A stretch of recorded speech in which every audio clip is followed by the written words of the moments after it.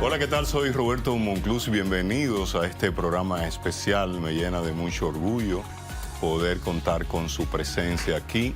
Mi generación, como me gusta decir, pues disfrutó de sus emprendimientos en el baloncesto, también en lo que tienen que ver con eventos en el ámbito deportivo y con su longeva premiación de pelotero estrella de la semana. Cuando comenzamos en prensa plana o escrita, como se conoce, en el Caribe, el editor deportivo de entonces era pues Américo Celado. Y cada lunes él decía, mira Monclús, tú eres curioso, vamos para la premiación, vamos al Sheraton, a la premiación del pelotero de la semana. Está aquí con nosotros el ex secretario de Deportes y también productor artístico, deportivo, un emprendedor y político, don Andrés Van der Horst. Muchas gracias, don Andrés. Usted es un hombre difícil. Sí. Y ahora con el argumento, yo estoy retirado de la vida pública. Totalmente, totalmente. Yo creo que ya más de un año que yo no iba a un canal de televisión, y no porque no me invitaran, pero definitivamente estoy retirado, tengo 2 bisnietos ya, y una persona que está a ese nivel tiene que estar clara de que no puede estar inventando mucho, porque si se cae, se rompe la cadera, se fuñó.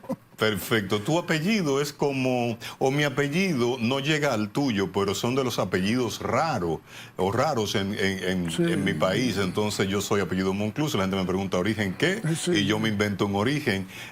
¿Cuál es el árbol genealógico del apellido Van der Horst? Bueno, primero holandés. Van der Horst quiere decir de la colina. Eso es como de la cruz.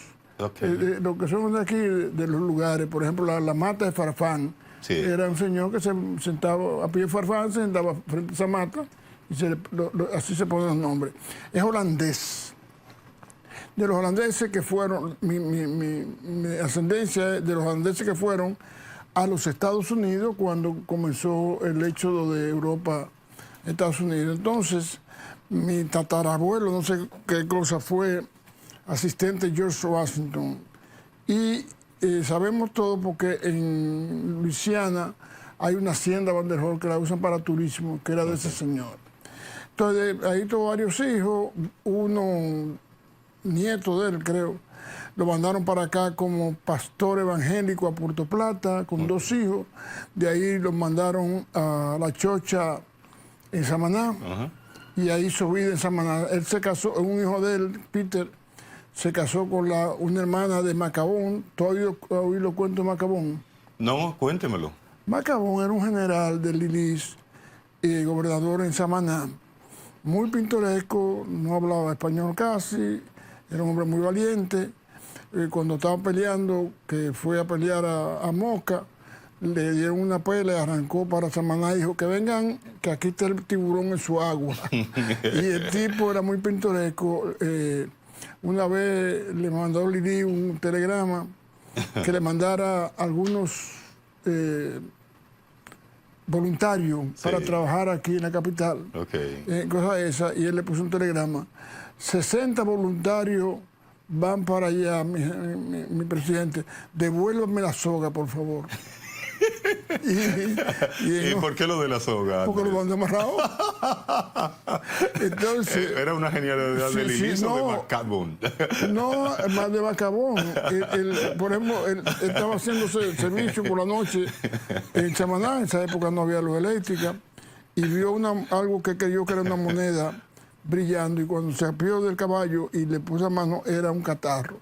Y hizo una proclama: se prohíbe escupir redondo. Pero hay un libro de anécdotas de Macabón. Bueno, pues ese Macabón, una hermana de él se casó con el Van der Horst. Sí. Y entonces mi mamá es española, hija de un cura español y de una contrera de Contreras de Monteplata, blanca totalmente. Y mira apuntando yo. Esos genes de Prieto. Entonces, ese Van der Horst vino, pero no vino como los cocolos, no, él vino como religioso. Eran 2 hermanos, uno se fue a Suiza y el otro se quedó aquí, el viejo murió. Aquí. Entonces es un apellido que me ha creado mucho problema. ¿Por qué? Ahora mismo yo fui a renovar mi pasaporte. Entonces, en uno, Van der Horst se hizo famoso en la época del 70, que yo salí en los periódicos enteros. Pero Sí. Van der Horst es por tres partes. En tres partes. Van, que Sí. quiere decir der, Sí. que quiere decir la, y Horst, que es la colina. Pero mi papá lo registraron como Van der Horst. Óyeme, ahora yo tuve que ocuparme de hacer influencia Sí. en la Junta Electoral para poder arreglarlo. ¿Para que Pero, lo unieran o lo separaran? para que lo separaran, porque la cédula estaba una cosa, pero antes de eso, hace 4 años, Sí. yo tuve que ir a Castillo, donde nací, porque en la acta de nacimiento de mi papá decía ML Manuel. Sí. Que en esa época, estaba hablando de 1900, cuando él nació fue en 1800 y algo. Ok. El asunto es que no, él nació en el 6. Mañana estuve en el 6, ¿quién está escribiendo? Ok. Y entonces, tremendo problema tuyo. Tuve que ir con un amigo a Castillo, venir para acá.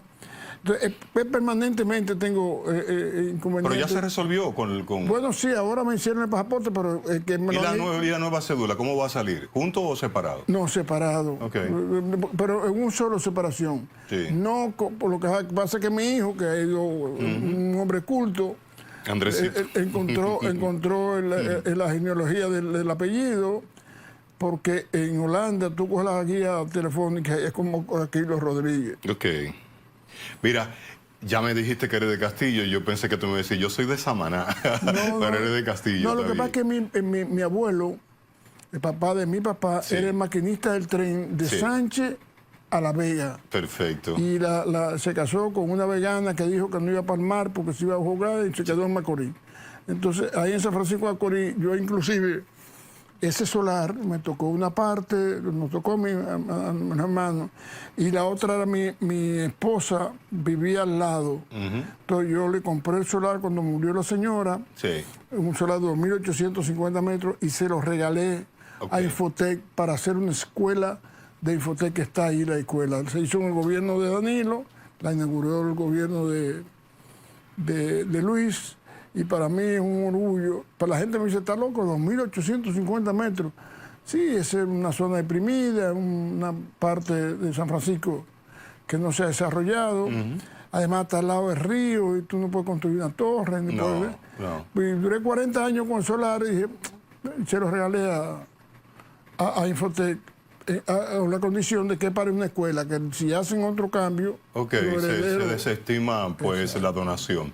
Andrés, vamos a hacer una pausa. En el segundo bloque vamos a hacer una dinámica muy linda con fotografías que tú gentilmente has traído y que el equipo de producción pues está organizando para que vamos a, como si fuera un pietaje como antes, ¿te acuerdas? Revelando, entonces tú vas contando la historia, tu vínculo con cada fotografía, ¿te parece? Sí, cómo no. Y además, ¿qué fue primero? Tu amor por el deporte y por qué la política, pero eso lo vamos en el desarrollo del programa. Breve la pausa, hablamos con una leyenda de la sociedad dominicana, el hombre que pues trajo a rol a acción, pero además formó un equipazo de baloncesto que lo convirtió en poco tiempo en campeón de la época dorada del baloncesto del Distrito Nacional. Don Andrés Van der Horst con nosotros. Pausa y regresamos. Don Andrés Van der Horst, como la Jara Burgos, no trajo papeles, sino fotografías, y el equipo de producción con Librada a la cabeza, pues, viejo zorro, dijo, esa niña acaba de hacer un proceso llamado Flickr, que era que cogíamos una imagen y entonces la fotografiábamos. No, Y la cámara tomaba La y tomaba. el locutor hablaba. Y el locutor, un Flickr. ¿Qué fue primero? ¿Cómo tú te vinculas al mundo deportivo? Tú fuiste jugador. Manolito Prince me dijo, él nunca jugó. ¿Tú nunca jugaste? Yo nunca jugué. Mira, en el año 1959, mi papá era inspector de rentas internas en Sánchez. Sí. Y yo iba a primer curso de bachillerato en San Francisco y mi hermana también. Entonces papá, con los 100 pesos que ganaba, que eran el sueldo normal de la época, no podía tener 2 familias. Entonces me puso a trabajar a mí como mensajero de rentas internas en San Francisco. Entonces yo ahí no pude jugar, no pude hacer nada, sino trabajar de los 16, antes de los 16 años. Entonces, ¿qué fue primero? Primero fue por ejemplo, ahí estoy yo entrevistando a Chicho Civilio en 74 en España. Ese viaje yo lo llevé a él con mis recursos. Y ese Jim Trotter... ¿Quién fue ese 69? Ese Jim Trotter, el líder del equipo de los Warriors en el Rol Acción, conjuntamente con Judy Arnold, que está por ahí también. Sí. Ese fue un espectáculo que yo traje en el 72, finales del 72, al país, y que fue una sensación al extremo que todavía la gente en la calle me identifica, me habla y me dice todo. Lamentablemente yo nunca guardé fotografías ni guardé, ¿cómo se llama esto?, video. No. Y eso me pudo haber servido muchísimo. ¿Y tú crees que no aparezca nada en el Archivo General de la Nación? No sé, no creo. Mira, esa foto que está ahí es el primer pelotero estrella de la semana que fue... ¿Quién? Jesús Rojas Lobo. Jesús. Jesús fue el primer pelotero. ¿En qué año, Andrés? Eso es 77. 1977. Sí, comenzamos ese programa. Pues bien, yo comencé... ¿Era un programa o una premiación? Una premiación, pero que se transmitía por radio, primero por radio y después por radio y televisión. Y entonces se convirtió en un programa muy importante. La gente lo seguía.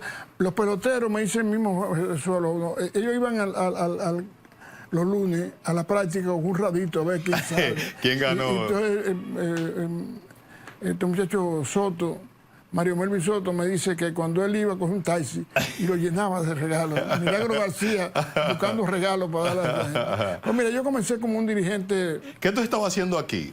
Ahí yo comencé a trabajar. Cuando traje Relación, era para que lo narrara Frank Wynn, que me dijo que no. Después Reynoso, sí, me dijo que no. Porque Frank era... Al final yo dije, bueno, pues algo tiene que hacerlo. Y yo, ¿por qué Frank se negó a narrar Relación? No sé, porque él narraba basquetbol, él era detective. Y no le gustó. El asunto es porque Relación, Piñao Ortiz, que me dice, mira, Andrés, hay un programa que va a hacer un barbo allá, llévatelo, que fue el de Relación. Entonces ahí yo estoy, la primera transmisión, eso mirando el monitor para narrar el asunto. ¿Qué día fue su estreno? ¿O se presentaba? ¿Los sábados a qué hora se presentaba? A las 2:30. ¿Por cuál canal? Por el canal 7. Yo tenía entonces los domingos 2 programas más. Uno a la hora de baloncesto. Sí, yo recuerdo. Y otro de boxeo con Felia Costa Núñez. Perfecto. Entonces yo comienzo a desarrollarme como productor. Y entonces... ¿El de Félix era en el canal 4? No. Los tres estaban en la televisión privada. Sí. Ok. Y entonces, después yo he pasado por varios canales. El asunto es que yo comienzo como dirigente clubístico. Por eso la Bienal de la Ciudad de Santo Domingo lo organizo en el 72, después que hice varias exposiciones de pintura y escultura en el barrio Mejoramiento Social. Yo era presidente del Club Tito Marte y Ramón Oviedo era vicepresidente, y ahí me estoy desarrollando. Ramón Oviedo, el artista. Sí, el pintor. El asunto es que en ese desarrollo de dirigente deportivo, yo estudiaba en APEC, entonces Julián Nadal y yo éramos compañeros de estudio. Me llevó ahí a San Lázaro, yo tenía carro, trabajaba en la superintendencia de banco, y en esa época nadie casi tenía carro. Y entonces ayudaba mucho en San Lázaro, al extremo de que salí ahí siendo presidente de la Unión Deportiva Universitaria y también tesorero de Abadina, que hay una foto por ahí donde estamos juntos bueno, ahí está. Esta es la que tú... cuenta la historia de esta foto de los 11º Juegos Centroamericanos y del Caribe. En Panamá. En Panamá. Cuando estamos en Panamá, ese grupo, ahí está, murió Alejandro Abreu. Sí. Está el doctor... Arriba está Rubén, que murió también. Sí. Fey Duquela en el centro.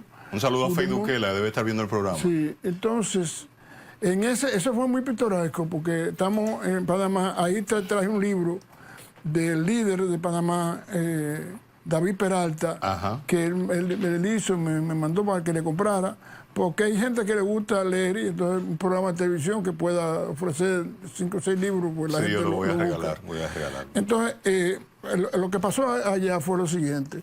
Huichi García Saleta fue con la gente de aquí, del Comité Olímpico, Ripley Marín, ese grupo de gente, y han pedido a la sede para los Juegos Centroamericanos del Caribe. Lo que es el Centro Olímpico era un solar en disputa de los ricos del país, porque lo tenían los Trujillo, eso era parte del aeropuerto General Andrews. Y el amigo Huichi se inventó que Balaguer le autorizó a pedir la sede. Y entonces él pide la sede, consigue la sede, dice que sí, que tiene una carta de Balaguer, pero hace una conversación telefónica frente a los líderes, como que estaba hablando con Balaguer, y Balaguer está diciendo que sí, ¿no? Cuando llegó aquí, él pensó que iba a caer preso, porque tú te imaginarás, y comenzó a trabajar con un grupo de jóvenes en el Centro Olímpico. Ahí a Milagro Tibora, una que iba con machete a limpiar. Sí. Mucha gente importante del país les interesó. Yeah. Y un día está él chapeando con Chapea, que se llamaba uno de ellos, Sí. bregando, y llega un carro negro y muchísimos carros igual. Y dice, Huichi, ya estoy preso, estaba sin camisa. Y era Balaguer, que fue a ver qué es lo que están haciendo. Y le dijo ese día... Sí, ¿qué le dijo? Bebecito Martínez fue muy importante, que era el hombre de las construcciones. Vaya esta tarde al Palacio. Era Bebecito, no Balaguer. No, Balaguer. Ok, porque pero estaba acompañado de Bebecito, que fue el gran constructor de Balaguer. Exacto, y además un gran deportista. Sí. Entonces ahí le dice Bebecito, el presidente Balaguer a Huichi, que está bien, que va a apoyar el asunto de los juegos. Sí. Y ahí que vienen los mexicanos con ese Palacio de los Deportes que tuve, que es mexicano, Sí. el diseño, todo lo que se hizo ahí. Y inclusive...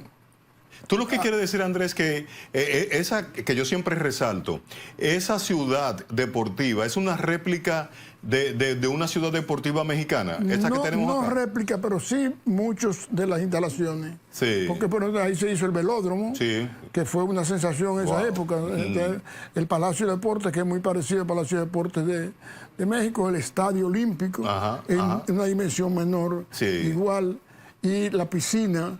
Eso fueron, y una serie de play que se hicieron. Cuando yo fui el secretario de Deportes, lo que hice fue en los parqueos que no se usaban, uno al lado del Palacio de Deportes y otro al lado Sí.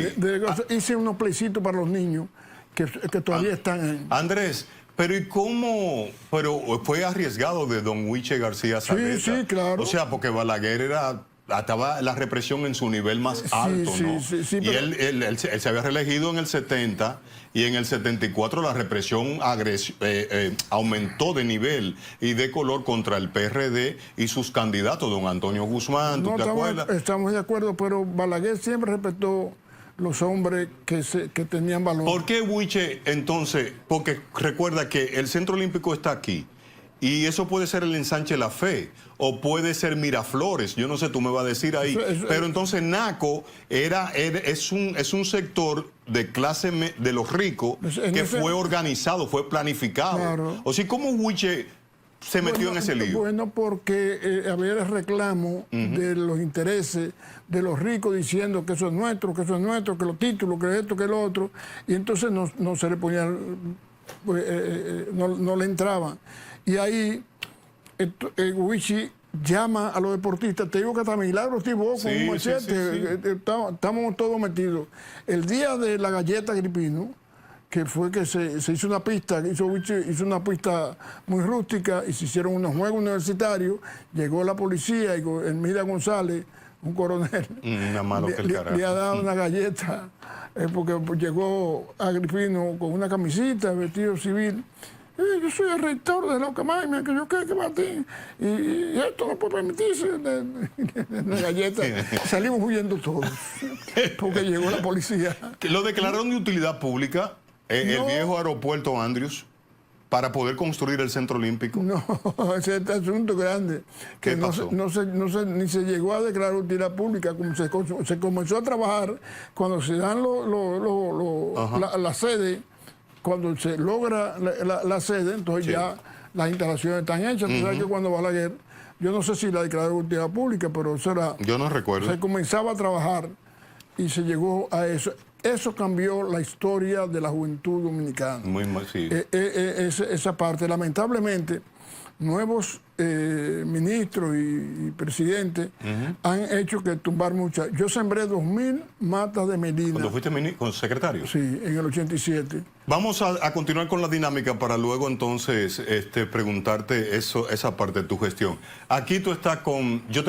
Esa foto me dice el nivel de hermandad que tú tenías con Jacobo Magluta Azar. Bueno, él fue que me trajo del deporte, de un pelotero 3 de la semana, me pidió que estuviera con él.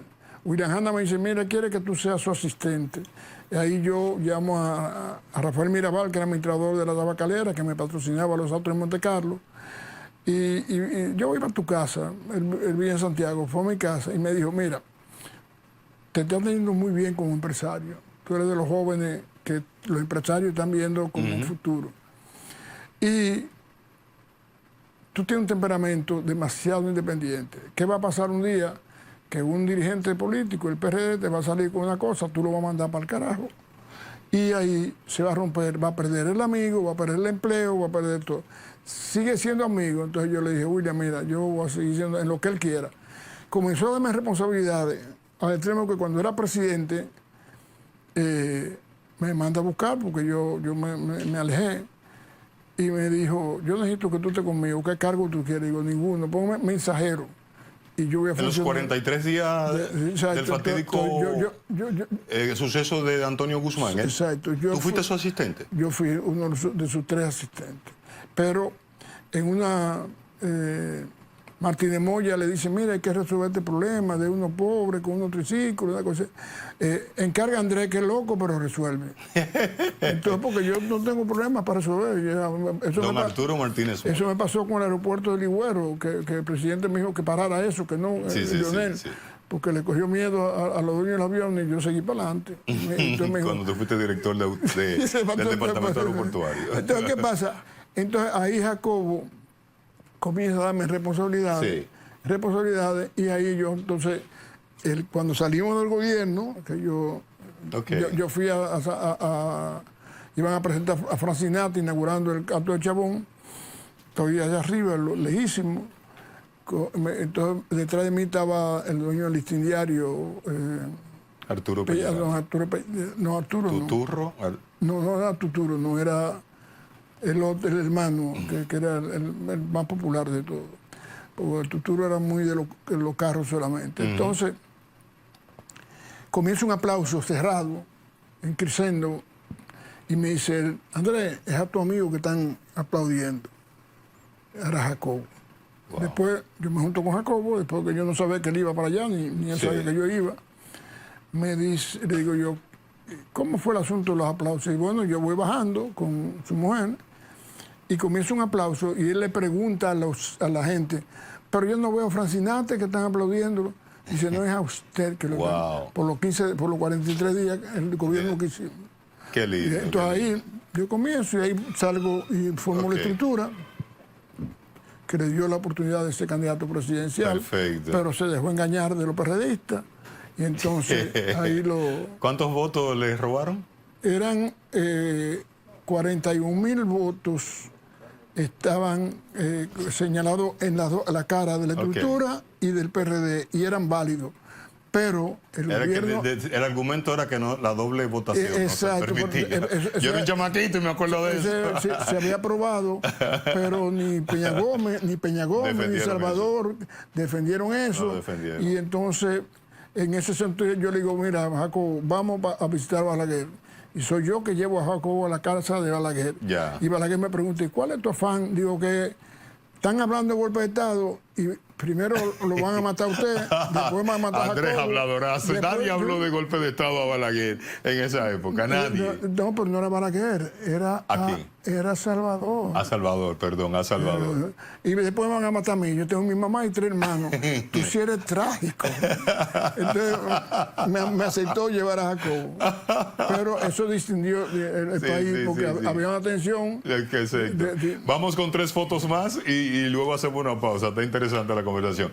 Andrés, aquí tú estás... Filmando en Producción Apolo. ¿Cómo se llama el del medio? Ramiro Obrador, y el de la derecha Ramiro Martínez. Son dos puertorriqueños, un cubano de nacimiento, y ahí es cuando yo firmo para Producciones Apolo. Perfecto, vamos con la próxima. Y voy a hacer una... Aquí está mi estrella, Judy Arnold. ¿Tú la trajiste al país? Sí, yo vine. ¿Ella te está besando a ti? Eso fue en el Palacio de Deportes. Sí. Hicimos 7 noches a casa llena, a 50 centavos la entrada. Yo recuerdo. Y entonces eso marcó un hito. Los domingos y sábados eran doble sesión. ¿Qué producto, qué cigarrillo patrocinó eso? Monte Carlo. Monte Carlo. No, porque yo era el pupilo. Pues yo fundé los Astros. Monte Carlo era de la tabacalera. La tabacalera. Y la tabacalera, no, la Sociedad Anónima era de Capital sí. Criollo y la tabacalera era de los... No, la tabacalera no. La de los León Jiménez era... ¿Cuál era? Porque después se convirtió en Philip Morris. Ellos hicieron la alianza. Pero primero era... Bueno, ellos tenían Premier. Sí. El nombre ahora no lo recuerdo, pero era... León Jiménez. Pero Monte Carlo se vendía más que sí, claro, 30 más. Veces, ¿verdad? Sí. No, perfecto. ¿Cuánto te salió traer a Judy Arnold y hacer ese montaje en la Media Naranja, Andrés? Yo no te puedo decir porque se sacaba del dinero de la entrada. Okay. Y era muy poco dinero lo que se sacaba de ahí. Lo importante era que ellos hicieran una gira a Puerto Rico, nosotros, y nos tocó una proporción de los pasajes, y entonces los hoteles se consiguieron aquí. Perfecto, porque Andrés tenía entonces la versión televisión de Rol Acción. Exacto, sí, eso fue el programa. Bueno, Freddy Veragüeco me dijo en televisión. ¿Qué te dijo? Óyeme, vamos a tener problemas tú y yo, porque tú estás teniendo más popularidad que nosotros a las 8. Y la verdad es que era un programa que la gente... Yo en la calle firmaba autógrafos. Sí, yo recuerdo. Porque la gente... y ella se convirtió en toda una celebridad. Sí, claro. Yo tengo un video, producción, para que la gente vea a Judy Arnold patinando. Luego hicieron una réplica de Rol Acción. Aquí, mírenla ahí. Ese evento lo trajo aquí al Palacio de los Deportes don Andrés Van der Horst. ¿En qué año, don Andrés? En el 1973, 74, vinieron ellos en vivo. Perfecto. Tuvimos en 72 presentándolo por televisión. Después se hizo una película muy famosa con Raquel Welch. ¿Tú te imaginas? Tú sabes lo que... Pues la gente no se imagina lo que yo he trabajado. Mira, yo fui el que fundé la feria de Rayo Alegre allá en Santiago, pero también cuando se restableció la feria en el 86, aquí yo era que presentaba la feria del Patronato de Ganaderos, hacer la feria de la madre mía, la feria de Navidad mía y la feria del padre, presentando artistas ahí en la ciudad ganadera. Yo he picoteado como tú te imaginas. Perfecto. Antes de la pausa, ¿cómo te surge fundar un equipo de baloncesto superior masculino si tú no tenías club? ¿Cómo fue eso? Bueno, el asunto es que se presenta una situación en el país con la federación que traje a un entrenador extranjero. Y ese entrenador extranjero sacó a Alejandro de la Cruz, o sacaron a Alejandro para esa parte. Entonces con Alejandro comenzamos a hablar de hacer un equipo. Un equipo. Yo entonces conseguí con el patrocinio con la tabacalera. Obvio. Pero estamos solos, no tenemos, cogimos el malecón como sede. Y en el Eugenio María de Hostos, después me asignaron lo que hoy es Adrián Tropical del Malecón. Había un cuartelito de la policía y ahí pusimos el Club Los Astros. Y yo fui trabajando especialmente yo salía de APEC con Julio Mon y iba a Eugenio María de Hostos. Ahí comencé a hacer diligencia y ayudar al extremo de que comenzamos a hacer viajes. Los Astros de Monte Carlo es el equipo que más trabajó para promover el basquetbol en el país. Nosotros teníamos un minibús asignado a la tabacalera. Yo lo recuerdo. Y salíamos todos los fines de semana a un pueblo a dar clínica y a jugar. Por ejemplo, la Semana Santa, todas nos la pasábamos en Puerto Plata, dando clínica y preparando y haciendo asociaciones. Fuimos a todo el pueblo, de Boyá a todas partes. Y yo te voy a mencionar, perdona que te interrumpa para ir a la pausa, dos jugadores que yo entiendo que son emblemáticos de los Astros.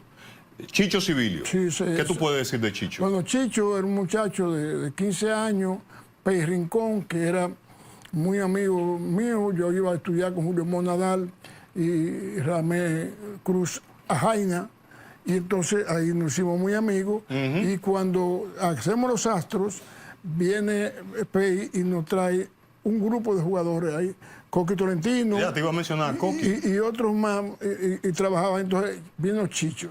Ahí se pone a trabajar Leandro, que es el gran profesor, el gran hacedor de jugadores aquí.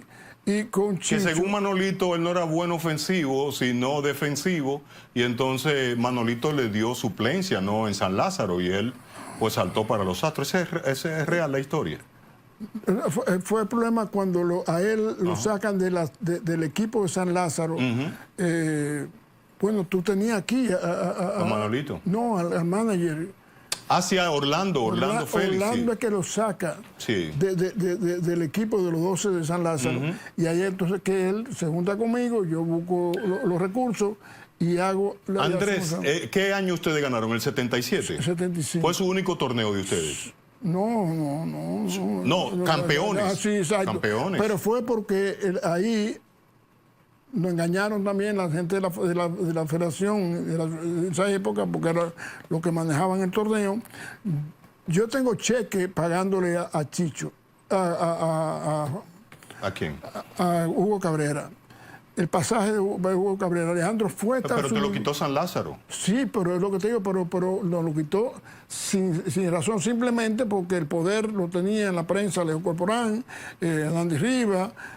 Esa gente siguen unidos y son una mancuerna ahí. Son los que patrocinaban a San Lázaro. Okay. Y entonces había una guerra de San Lázaro. Por acuérdate del anuncio de cómo te quedó el ojo forastero. Sí. Era de la asociación. Entonces, lo que hacen es, de manera irresponsable, la federación, en vez de asignarle a Chicho, a quien lo trajo, lo declararon para que no jugara ese año, 74, y entonces ya en el 75 trajimos a uno que recomendó Chicho, Nate Granger. Uno de los mejores refuerzos del país. Y entonces ganamos el campeonato. Pero ahí Hugo siguió con San Lázaro y después Naco. Perfecto. ¿Tú quedaste satisfecho con la conformación de los Astros? Claro que sí. ¿Por qué se desintegró ese equipo?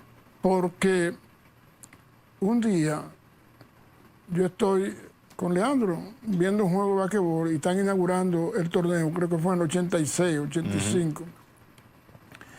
Y el que estaba el presidente Badina le llamó a los apoderados. Lo que éramos apoderados, no había directiva de club. Mafioso. Oye, qué fuerte. Y yo le dije, mafioso yo, que he dejado la familia completa para dedicarme a promover el basquetbol en el país en todas partes. Nosotros tenemos el equipo primero que fue... Pero que desconsiderado, era del Pacoredo, porque la gente del Pacoredo así que habla. ¿Era del Pacoredo? Sí. Dime cómo se llama, que le voy a mentar su madre ahora mismo en el aire. No, don Andrés, dígamelo. No te preocupes, porque, pues bien, el primer equipo que fue a Haití, que fue de fútbol, el delegado fue Pachón Quesada. Nosotros llevamos, cuando ganamos en el B, en el 74, yo llevé el equipo completo a Puerto Rico a ver el Mundial de Baloncesto. Y ahí es que firmamos a Flor Meléndez como el primer refuerzo para venir en el 64 al país. Entonces, después de hacer todo eso y haber trabajado, como te digo, Leandro daba clínica en todas partes y la hora de baloncesto era, primero que Leandro daba una clínica de baloncesto y enseñar a la gente lo que era la fast break, lo que era el doble dribble. Y ahí es que comienza el baloncesto a ganar fanáticos y viene entonces el Palacio de los Deportes. Y esa fue una labor nuestra. Perfecto, me permite hacer ya la última pausa y regresamos con esta interesante conversación con este promotor admirado pues del deporte y también político, don Andrés Van der Horst. Domine mi frente. Bien, y de regreso ya con la parte final de esta conversación. Andrés, ¿cómo te designan secretario de deportes? Bueno, pasan las elecciones. ¿Cuáles elecciones? En el 84, Balaguer decide, la gente de Balaguer le insinúan que tiene que tener un enlace entre él y Jacobo Magluta. Y Jacobo fue con 5 nombres prominentes de los principales que están al lado de Balaguer. Y Balaguer le dijo, no, yo tengo un candidato. Y le dice Jacobo, ¿cuál es el candidato? Andrés Van der Hoorn. Dice, Andrés no puede ser el presidente, imposible. ¿Por qué? Porque no es un hombre mío. Y yo lo que necesito es una persona que entre aquí a su habitación y que vuelva, que en la puerta lo van a agarrar preso cuando venga. Y le dijo, esta casa es mía. Aquí entra el que yo quiero y no entra el que yo quiero. Wow. Entonces yo estoy en la casa de Jacobo porque ese era su comando de campaña, de político, su casa. Y cuando él me ve allá, él me dice, mira, desgraciado, hijo de... Ven acá, ¿tú eres amigo de Balaguer? Y digo, yo no conozco a Balaguer, ¿de qué tú me estás hablando? Entonces me dice, no, porque él... Yo fui a presentarle lo que podía ser el enlace que quieren la gente que está al lado. Y eran todos los 5 que querían que lo presionaban para el enlace, eran los que querían la posición. Entonces, digo, yo no sé de qué tú me estás hablando. Dice, pues mira, ve esta noche, te voy a esperar esta noche, ve con Tony Raful, para que ver si Tony Raful es presidente de la Cámara de Diputados. Ya él y yo quedamos que yo voy a ser presidente del Senado. Y entonces, yo voy, ahí yo que me doy cuenta que Balaguer está ciego total, porque yo entro y me dijo, hola Van der Hoorn, ¿cómo está? Yo la había visitado ya cuando se hizo la estructura, una visita de cortesía, y me dijo, hola Raful, encantado de saludarte. Digo, no, Raful, yo le dije que se quedara en la biblioteca para que usted y yo coordináramos cuál es mi trabajo. Sí. Y entonces después pasa él que va a hablar con usted. Ahí fue que me di cuenta que el hombre estaba ciego total porque no había ningún Tony Raful. Andrés, ¿ya ustedes se habían ido, ya Jacobo se había ido del PRD y habían fundado el PRI? No. ¿Todavía ustedes estaban? ¿Todavía Jacobo pertenecía? No, yo estaba en la estructura, que la estructura era fue un partido que se hizo, que lo hice yo, Sí, claro, yo para recuerdo. apoyar a Jacobo. Y eso, como tú comprenderás, me creó un problema inmenso. Porque Sí, pero yo no recuerdo a Tony Raful de que saliendo del PRD para irse a la estructura. no, él no fue a la estructura. Por él salió diputado fue por el PRD. Sí, pero que él fue por el PRD. Yo lo que era él, el mensajero. Claro. No era, eso fue que Jacobo me dijo, llévalo tú, Sí, porque claro. yo era Balaguer a quien le tenía respeto era a mí. Inclusive, cuando siendo Balaguer presidente, Sí. Jacobo fue y le dijo un día, usted me está robando a Andrés, yo era secretario de Policía. Me dijo, tú te has equivocado. Primero, muy leal. Segundo, muy trabajador. Tercero, con mucho carácter. Y cuarto, no molesta. Pero a ti se te ve como reformista por Bueno, esa cercanía, porque además el anillo palaciego que Balaguer, Peña Gómez definió, tú le caías bien a Guaroa, tú le caías bien a, ¿cómo que dice? A Aníbal Páez. A Aníbal Páez, que Peña, coño, no lo quería saber del Peña, Sí. y él de Peña tampoco. No, oye, al militar que lo cuidaba. A Perebello y ¿cómo se llama? Bello Andino. ¿Tú le caías bien a esa gente? Claro, porque, por ejemplo, para que tú... ¿Cuál es el encanto que tú tienes? Que yo no hablo, primero, soy un tipo que no hablo mal de nadie. No ando buscando un peso, ni un privilegio, ni un nombramiento. Okay. Entonces, en ese sentido, pero principalmente Balaguer respetaba mucho la condición de la honestidad. Okay, o sea, una cosa es ser honrado y otra es ser honesto. ¿Balaguer fue honesto? Sí, por ejemplo, entonces, ¿qué pasa? En ese ¿Estás sentido, seguro que Balaguer fue honesto? yo sí estoy seguro. Okay. Entonces, cuando pasaba cualquier cosa, por ejemplo, en los mítines, yo era de los pocos que podía estar al lado de Balaguer, porque me lo permitía Perebello, porque Balaguer decía que yo era como un hijo para él. Entonces, en ese orden, la gente que está alrededor, que ve que como te trata el hombre, era por eso. Y como yo no fuñé mucho y le hablaba con mucha franqueza, yo te rajaba con él. Andrés, perdona que lo interrumpa. Tu impronta como secretario de Deportes, ¿cuál fue? Yo creo que lo principal fue el hacer los programas que lo dirigía Leandro de la Cruz, por cierto, un día con el barrio. Yo lo recuerdo. ese trabajo era muy importante. Lo otro fue... Que el ministerio completo ocupaba un barrio, judo, taekwondo, voleibol, baloncesto, boxeo. Eso lo hace la DNCD. Exacto, después... El mismo modelo replicó Cucho Abreu. Pero la otra cosa fue traer de Cuba una cantidad de técnicos. ¿Los técnicos cubanos vinieron contigo? Conmigo. Con Fidel. ¿Y cómo? Hay una foto de Fidel Castro, por favor, producción librada, sí, para ver que él en Cuba con Fidel Castro. No, ahí yo era diputado. Yo fui a Cuba con Fidel. ¿Cómo tú lograste ese acuerdo? Porque Balaguer era ultraderecha. No es verdad, es Adolfo Suárez. Este es el presidente de la transición democrática española, de la dictadura de Franco, con ese yo lo traje al país, líder de la Internacional Socialista. Aquí tú estás con Fidel. Exacto, pero ahí yo estoy con Fidel, con diputados, esos son diputados. ¿Cómo se llama esa joven que era? ¿Ella era del PRD? Ella es del PRD. Sara Solís. Sara Solís. Sara Solís, muy amiga mía. Y entonces... Embajadora en Bolivia. Bueno, el asunto es que ella era diputada, fuimos muchísimos diputados, yo llevé 15 diputados allá, pero con lo de deporte fue antes. Okay. José Joaquín Puello, presidente del Comité Olímpico, me dice, mira, hay una invitación oficial para el ministro de Deporte. Yo voy, hay que resolver el tema del Politécnico de Baní, litotrice tracopórea, que son disparos para romper la piedra en los riñones, la construcción de Baní, eso y la parte técnica. Es muy importante, Andrés, que tú aceptes la invitación. Yo no tengo problema. Okay. Voy y le digo a Balaguer, presidente, hay una invitación de Cuba, esto yo se lo informo, aunque me acaban de decir ahora al entrar aquí que no se lo planteara porque la geopolítica le perjudicaría a usted. ¿Quién te lo dijo? Bello Andino, Guaroa. El que es diputado, ¿qué? No, el que puso lo que diga Balaguer, Mota Ruiz,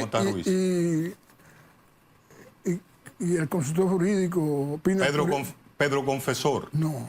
¿Cuál era? No, él era de San Cristóbal, que muy inteligente. Bueno, un consultor jurídico de San Cristóbal, que tuvo Balaguer. Sí, muy importante. Bueno, el asunto es que ellos me dijeron, eso es que le tienen miedo a los americanos. ¿Tú le tienes miedo? Y yo le traigo a Fidel por la barba aquí. Y me dijo, pues vaya. Y fuimos, Pachón Mato Rivera, yo recuerdo, Mar Reynoso, Cucho Abreu, que está en la DNCD como deporte, y yo le dije a Balaguer, le dije a Fidel, yo le dije a Balaguer que yo le llevaba a usted por la barba y se agarró así. Eso pesa. Entonces, como yo comencé a relajar con Fidel, nos hicimos amigos, me mandaba mandados, después yo fui ministro de Turismo, estuve con él también en eso. Se ha acabado el tiempo, pero te voy a hacer varias preguntas así que parecen tonticas o cosas. Para ti, sacándote a ti, los tres, luego de los 12 Juegos, 1974, los tres mejores ministros de deportes que hemos tenido. Menciona los nombres. Tres. Es que yo no te puedo decir, por ejemplo, yo creo que Huichi hizo una labor de pionero. Sí, muy bueno. En ese sentido. Sí, bueno. Luis Checker también hizo su trabajo. Sí. Y bueno, Cookie Torres. ¿El hermano de Minú? El hermano de Minú. ¿Qué hizo él para que tú lo selecciones? La coordinación con los deportistas. Mira, el gran problema es la pedidera de útiles y que el deporte no tiene... Eso no se acaba nunca. No, es que el deporte no tiene dinero. No. Oye, el deporte tiene, en mi caso, igual que como turismo. ¿Cómo yo hacía turismo? Pidiendo. Es más, cuando yo era diputado y tomó posesión, iba a tomar posesión, Leonel me dijo, Felucho, en el Congreso, Andrés, ¿cómo tú te haces para los viajes? Digo, todo pedido. Sí, ya te pregunté por los 13 ministros de deporte. Para ti, ¿cuál ha sido el presidente fuera de Balaguer que más ha apoyado el deporte en la República Dominicana después de la muerte de Trujillo?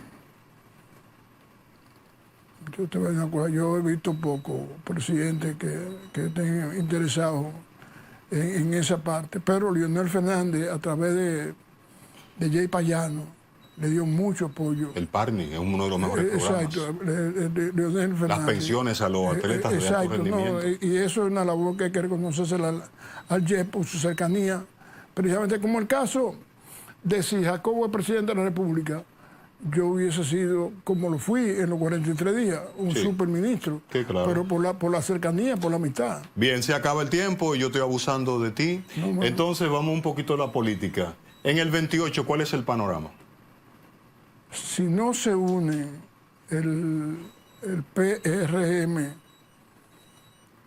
internamente y con tiempo sacan un candidato, están expuestos a que Leonel Fernández sea el presidente con el apoyo de los PLDistas, no con la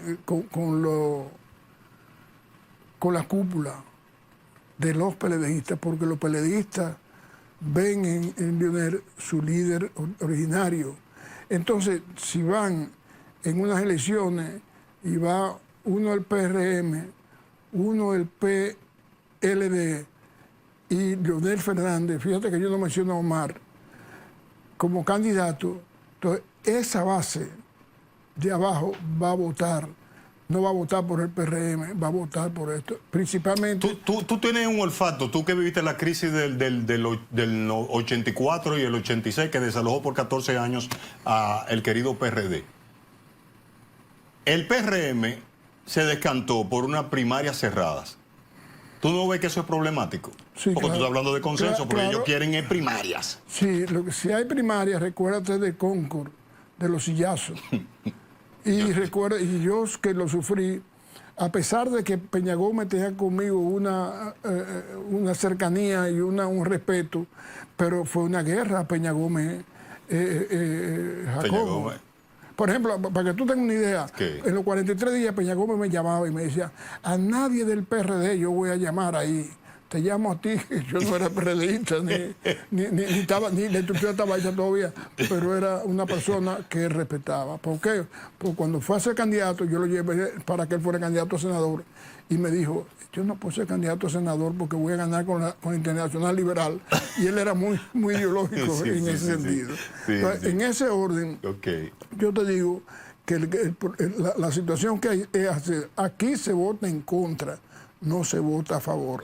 Y el problema del PRM es ese. ¿Cómo van a escoger candidatos y qué va a pasar en ese sentido con esa parte? Mira, si Balaguer, si Hipólito cambia como vicepresidente, si Peña Gómez, en vez de poner a Fernando Álvarez, pone Hipólito, yo te digo que estaba en el Concón. Fuera presidente Balaguer no se iba a meter en el 94. Exacto. Y te lo demuestra. Pero Balaguer le dijo cámbialo y él dijo que no. Por eso te digo, entonces, en ese orden hay que tener en cuenta qué es lo que la gente piensa en función de con quién hacer un compromiso para votar. Andrés, se acabó el tiempo y yo no tengo cómo agradecerte. Gracias por los libros que me regalaste, la fotografía te la voy a devolver, ya la tengo flicada. Y entonces, por el sacrificio que hiciste a venir a conversar aquí, estos temas que a mí me apasionan mucho. Para tu orden. Muchas gracias, don Andrés Van der Horst. Domine mi frente. El compromiso es reencontrarnos nuevamente a las 3 de la tarde.